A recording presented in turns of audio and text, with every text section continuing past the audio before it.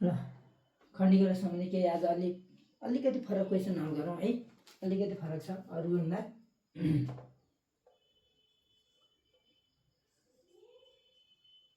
X plus y को whole square minus 9x plus y minus 112।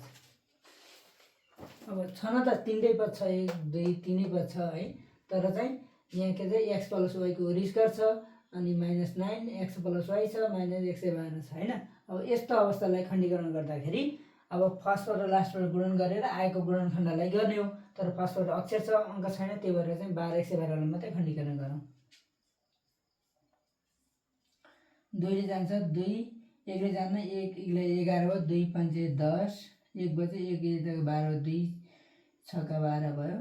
फेरि 2 ले 2 दुना 4, 1 11 16 भयो, 2 8 16, 2 1 अनि 2, 2 चौको 8, 2 7 14 भयो। अब यति भइसकेपछि यो आएका गुणनखण्डबाट बीजको मानको पत्ता लगाउनु पर्यो। पत्ता लगाउनलाई के गर्नु पर्यो? 2 दुना 4, 4 दुना 8, 8 दुना 16, 16 भयो, 7 भयो। 16बाट जोड्दा 7 जोड्दा कति भयो? 16 7 23 भयो हैन, बढी भयो, 9 आएन। अब 16बाट 7 घटाउँदा कति भयो? 9 भयो है। एक्स प्लस वाई को होल स्क्वायर माइनस कति?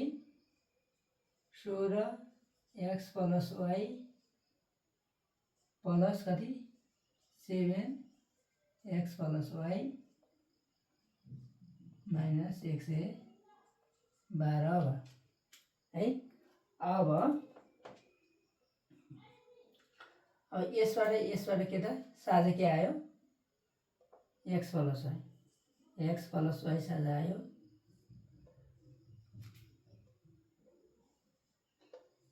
यहाँ बच्यो कति? एक्स प्लस वाई बच्यो। अब यहाँ के बच्यो भने चाहिँ यहाँ 16 बच्यो, माइनस 16 बच्यो है। यहाँ कति बच्यो? 16 बच्यो हैन। अब यसबाट साझा के आउँछ? 7 आयो। यहाँ प्लस 7 आयो। अब बाँकी के बच्यो? एक्स प्लस वाई बच्यो अनि माइनस 7 ले 12 गर्दा 12 16 भयो है, 16 भयो।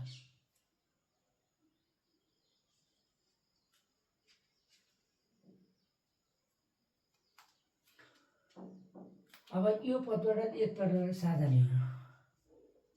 यसबाट साझा गरी एक्स प्लस वाई माइनस 16 भयो हैन। एक्स प्लस वाई माइनस 16 आउने भयो। अब यसमा बच्यो कति? एक्स प्लस वाई प्लस 7 बच्यो। ल यति एन्सर।